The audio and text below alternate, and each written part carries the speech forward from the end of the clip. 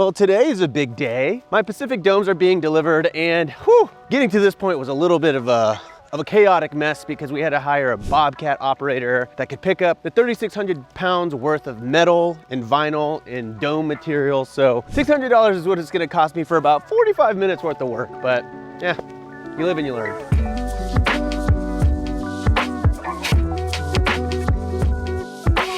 So we were really stressing because they called us from FedEx and they were like, hey, there are 5 pallets that weigh 3,600 pounds. We're coming in an 18-wheeler. And I don't know, they just made it seem like way more severe. And when we got here, like the pallets are like so puny. We could have definitely have just done this ourselves and saved $600. We were just scrambling because when the A-frame got delivered, we had to carry all of that by hand up this mountain. Well, I mean, we put it on the truck, but we carried it onto the truck, and that was like a several hour endeavor that I would never, ever wish on my worst enemy. So we just didn't want to have to relive that.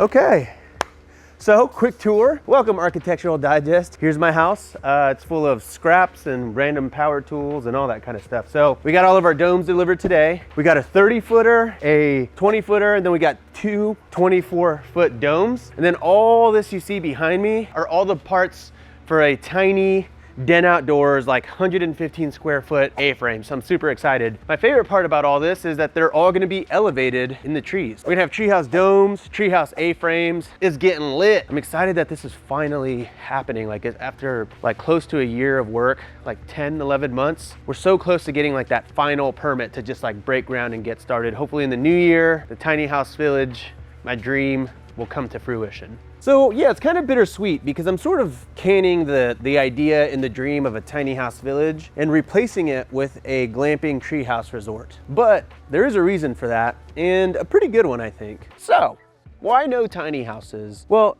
if I'm being totally honest, I love tiny houses, and I definitely plan on building like a proper tiny house village here in the next year or two. However, having done construction in a few different methods, whether it be tiny houses, glamp sites, or whatever, tiny houses just take a very long time. Just because it's I don't want to play fetch right now, Ellie.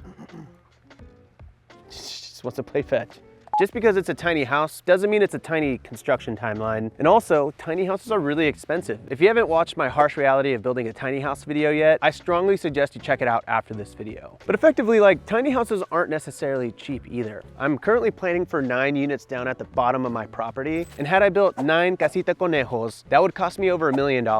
Specifically, it would cost me roughly $1.5 million to build that exact same house if I were gonna do it today. So I could definitely round investors and make that happen, but I've been here for about 10, 11 months now, and we haven't actually started, and we're like super behind. And I'm just like ready to get started. And also, I think that there's a really big movement right now for glamping just all across the country. Brian Chesky, the CEO and founder of Airbnb, says that we're about to enter a giant travel surge. And I think that people are just looking for unique experiences, so much so that Airbnb changed the UI and the interface of their website to really highlight and showcase unique experiences across the country. They've also changed the way that you can set your filters. So instead of setting specific dates, you can keep it flexible. You can filter by unique stays. And if you have a unique stay like a dome, a tree house, a tiny house on wheels, or anything like that, they'll serve you Airbnb listings that are somewhat nearby within a flexible date range that you can go and travel to. So personally for me, I think we've barely scratched the surface of what unique stays and glampings are gonna become. And I wanna be there, and I wanna be a part of that movement. So here's what I have slated for the tiny house village, if you can still call it that. I'm still gonna call it that because it really still encapsulates what I love so much about tiny houses, and it's creating unique experiences within a tiny space. So we currently have 9 units at the bottom that are gonna be comprised of 2 geodomes. We call it the pizza slice. They're gonna be on 2 platforms that are attached to trees. One's gonna be 16 feet in the air, another one's gonna be about 10 feet in the air. And I've been working with Pacific Domes on those, and I'm like super excited to finally get that project kicked off. Oh, pro tip, if you're ever interested in working with them, tell them that Rob Built sent you, and they'll hook you up with a little something when you place your order.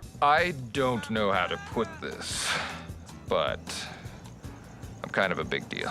We've got 2 domes in our tiny Den Outdoors A-frame. Again, that's gonna be about 115 square feet. That's also gonna be about 10 feet off the ground. And then we have about another 4 or 5 tree houses that we're designing and we're gonna be putting down at the bottom. I see these as kind of like pine cone type circular pods that are gonna be suspended in the tree. I'm working with a couple of treehouse vendors and builders to scope that out and concept and ideate on what those designs are gonna be. But that's honestly, I think, what I'm most excited about, because I've just wanted to build a treehouse like my whole life. You know, it was actually my dream dream to build tree houses long before building tiny houses. I actually started with tiny houses because I felt like that was an achievable way for me to start in construction. Like for me, I just like to figure stuff out. So had I started with a tree house, I'm sure I could have figured it out. But I'm really glad that I ended up starting with tiny houses because it really taught me everything that I needed to know about code and foundations, building houses, budgeting, timelines, and everything in between. I think what a lot of people that are getting into this industry don't realize is how freaking marketable these unique spaces are. Like tiny houses on wheels, you know, they're very small spaces. They're 115 square feet all the way up to 300 square feet. And people are paying $200, $300, $400 a night to stay in these places. And it's the same thing with these tree houses. They're incredibly marketable. Everyone loves a tree house. Like if you don't like tree houses, what's next? You're not gonna like Chipotle burritos? Like it's freaking crazy. Thank you, doctor. Take 2 of these and call me in the morning. So I think people are just like always itching to stay at a tree house. And again, those spaces can be very small. You can easily charge $200, $300, $400, $500 a night for an epic tree house. So that's kind of why I've converted all of my unique spaces at the bottom into a tree house experience. A lot of people keep telling me that it's like very reminiscent of an Ewok village because we're gonna have the A-frame, we're gonna have our domes, we're gonna have all of our treehouse pine cones, we're gonna have everything up in the air. But then we're also hiring a specialty builder to come and do suspension bridges that connect every single treehouse to each other so that you can literally walk on platforms. We're gonna do crow's nests around the actual tree so that you can actually hang out like on a deck in the tree, drink your coffee and like look out into all of this. Can you see this in the shot? So that you can see all of this behind me that's currently blurred.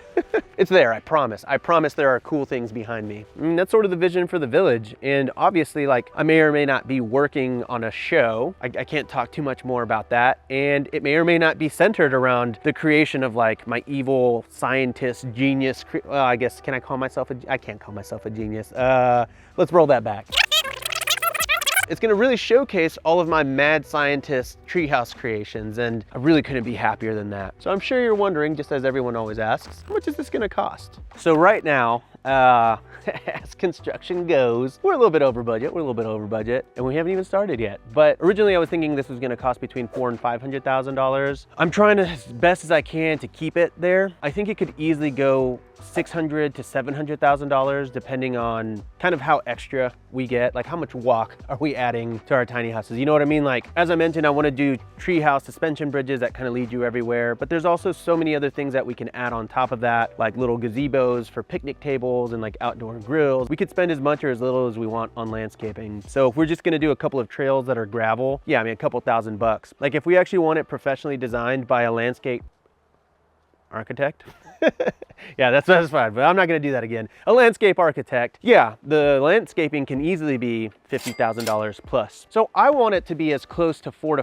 $500,000 as possible, but there's definitely a world where it could easily climb to $600,000 to $800,000 if we get really just crazy with it. And I'm kind of okay with that because at this exact moment, we feel that this tiny house village is gonna gross between $350,000 to $500,000. Now I know that's a big range, and that's basically taking like a very conservative estimate all the way up to a more realistic expectation. So that's the range on the gross. But like in my heart and with my research and with my analysis and with what I believe for this tiny house village, I think it's gonna net about $400,000. I'm gonna call that now. I'm gonna place a bet on myself. It could be a little bit more, it could be a little bit less, but I feel pretty good that that's what it's gonna bring in. All of this, of course, is gonna be marketed on Airbnb and through the channel, and I would love for y'all to come and support this dream of mine because a lot of hard work has gone into it, you know, uprooted my life from California to move here to do this. I really did this for the channel, for y'all. Like, I got so much support over the tiny houses that I have built that I was like, I want to build something super cool that my community and my channel and my subscribers can go and enjoy. That's why I did this. So with that said, $400,000 to $500,000 is on a more conservative build, $600,000 to $800,000 if we get like super crazy insane with it. I'd like to land somewhere in the middle there, obviously, but it adds up when you start talking about septic and toilets and bathhouses and on-site masseuses and, no, I'm just kidding. But when you start adding all that stuff up, it gets up there like pretty quick. So one final really big reason that I decided to turn this into a glamping treehouse resort versus a tiny house village is I want to relaunch Glamp Camp, which is my program that effectively teaches you how to start a glamping business. And the first way that I launched it was more off-grid style and kind of throwing a tent in your backyard and how to start a business that way. But I really want to relaunch the program and put much more heart and content into the process of permitting and site planning and budgeting and like the how-tos of actually building a glamping business versus putting a glamping tent in your backyard. So I really want to recreate and reformat that program for those of you that have 6 figures to invest in a real glamping business to hopefully create a 6 or 7 figure business. So I'm working on that behind the scenes. If you want to learn a little bit more about that, be sure to sign up for my waitlist down below. And when it's live, you'll be the first to know. So to put it out there, the tiny house village isn't going to be cheap. But like I said, I'm going to make really great cash flow. So the ROI itself is going to be absolutely insane. But there's another huge reason why I don't mind investing in this tiny house village. So now that it's fully permitted and I've gone through all the red tape, once it's built, and I can actually show the historical cash flow and how much money that this business makes. Even though I've invested anywhere from $400,000 to $800,000 as we talked about, I can actually sell it for millions to an investor. So that's not necessarily my plan, but just knowing that my business will be worth millions of dollars because of the amount of cash flow that it's bringing in, that helps me sleep a little bit better knowing that I'm about to drop some serious cash. So just to give you an example, to put some numbers to it, this was generating $400,000 of cash flow, and I sold it at a 10 cap, which is a pretty reasonable rate. I could actually sell this business and my land down at the bottom with all of the units for $4 million. A $4 million sale price on an $800,000 investment seems pretty good to me. So if you're interested in buying my business, leave me a no, actually just send me an email. Or maybe I'll just sell a bunch of pieces to my YouTube audience. It's the first time I thought about that. Sounds like a cool idea. Would you want to buy a piece of my tiny house village? Leave me a comment down below and let me know.